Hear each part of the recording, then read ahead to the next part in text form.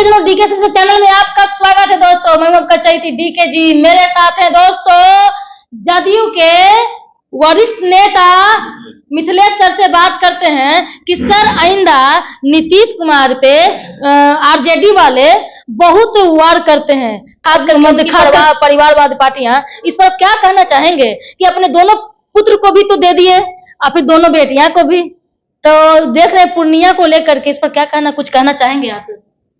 देखिए, परिवारवाद की बात अगर कोई करते हैं तो भाई अब उससे क्या कहा जाए, दुनिया देख रहा है ना।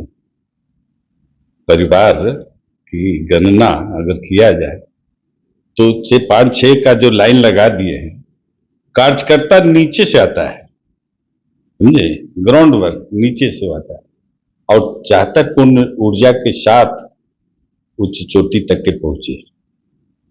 तो सवाल उठता है कि जब आपका परिवार ही, समझे, आपका अगर परिवार ही लाइन में कतारबद्ध लगे हुए हैं तो उस कार्यकर्ता बेचारा को तो हनन हो जाता है।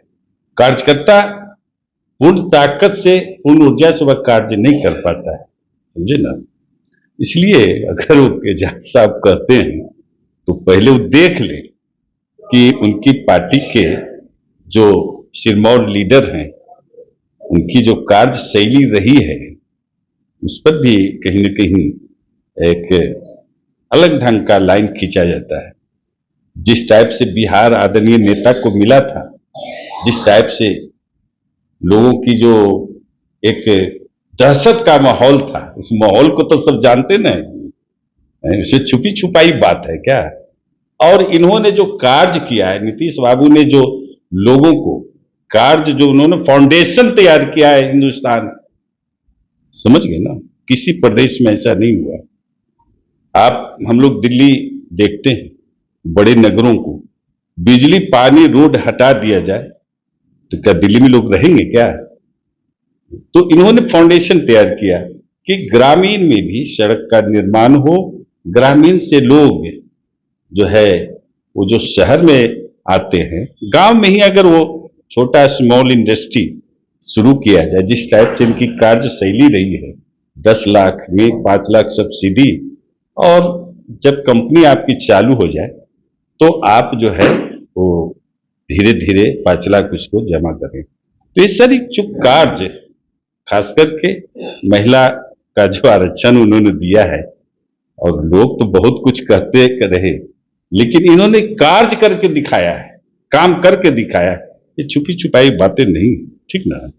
सबसे ज्यादा मैं क्या कहूं, रोड बिजली पानी आज जिस टाइप से मिला है बिहार को, स्मार्ट सिटी के लोग बात करते थे, इन्होंने तो स्मार्ट गांव बना दिए, समझ रहे हैं। इनकी कार्य शैली को स्टेट गवर्नमेंट तो छोड़ दीजिए, सेंट्रल गवर्नमेंट सारा कार्य को, और जो इनका जल जीवन हरियाली, जो कई एक बड़े जो विकसित राष्ट्र हैं उन्होंने सराहना किया कि ग्लोबीकरण में जिस टाइप से प्रदूषण फैल रहा था और उसको कैसे नियंत्रण, भूजल गिर रहा था, उसको कैसे नियंत्रण किया जाए, उस पर उन्होंने कार्य कर रहे हैं। तो बहुत बड़ी बात है, सोच की बात है। क्या लगता है कि सर 17 जो 16 सीट मिली है उस पर क्या लगता है कि उसमें पूरा हासिल हो जाएगा? देखिए, 16 सीट जो लोकसभा चुनाव है, जिस टाइप से हमारा गठबंधन की जो प्रक्रियाएं जो है, इससे तो साफ स्पष्ट है, मोदी जी का लहर तो पूरे देश में 40 के 40 सीटें, 40 सीटें हम लोग जीतेंगे, पूरी ताकत से हम लोग जीतेंगे। पिछले बार भी हम लोग साथ में थे तो 40 सीटें, 40 में 39 हम लोग जीते थे। इस बार पूर्ण कर लेंगे 40 की 40। नीतीश कुमार के बारे में विपक्ष जो है बहुत, मतलब कि उनके पर आरोप प्रत्यारोप लगा रही है, तो इस पर क्या कहेंगे? कुछ अभी तो बहुत पुराना हो गया, कभी पलटू कभी कुछ, यानी कुछ मतलब कि अनाप शनाप बोलते रहना है उन पे कि उनको दिमागी संतुलन ठीक नहीं है, ये सब चीज बोलना। इस पर आप क्या प्रतिक्रिया देना चाहेंगे? एक चीज आप समझ लीजिए, लोग कहते हैं पलटू, कहते हैं ना कि पलटू जो है पलट जाते हैं, कभी पलटे हैं क्या? अब देखे हैं? नहीं, कुर्सी तो बोले। अरे ऊर्जा उनके पास है और चुंबकीय शक्ति है, जब सामने ध्रुव होता है तो आकर्षण आता है, और जो लोग साथ में विकर्षण में, यानी दूसरे धुर में आते हैं तो विकर्षण में चले जाते हैं। तो आकर्षण और विकर्षण का खेला है, कुर्सी तो उनका बरकरार है, समझे। उनमें एक चुंबकीय शक्ति है जो प्रभावित करता है। और एक बात समझ लीजिए, आपको मैं बता देता हूं कि हिंदुस्तान के लीडरों में आज तक किसी की जबान नहीं खुली, समझे ना, कि कफन में जेब नहीं होता है और दुनिया का कोई टेक्सटाइल मुझे खरीद नहीं सकता है। अब जानते हैं ना, दुनिया के सबसे अमीर बिल गेट्स जैसा आदमी वो प्रधानमंत्री से नहीं मिलता था, वो आकर के बिहार में आदरणीय नीतीश बाबू से वो भेंट करते थे, मुलाकात करते थे, सब परिवार आकर। ये सारी चीजें जो है उनके साथ जुड़ी हुई है और उनकी कार्यशैली को कोई चैलेंज करे, सवालें नहीं पैदा होती। जिसका एक बदनाम इमारत, समझे ना, तो ऐसे लोग क्या हम लोग को कहेंगे, क्या इनके बाद बिहार का क्या होगा?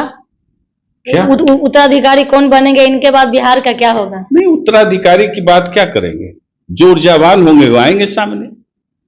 अब देखें ना जी, अब कोई कह दे कि इंदिरा गांधी के बाद कौन, कोई कह दे कि भाई पंडित जवाहरलाल नेहरू के बाद कौन। आखिर कोई एक छवि लाए। जिनके पास कार्य करने की क्षमता होगी, ऊर्जा होगा, वो सामने आ जाएंगे, है ना। अब देखिए ना, मोदी जी आ गए ना जी, राहुल बाबा घूम रहे हैं सब जगह, देखिए रहे हैं।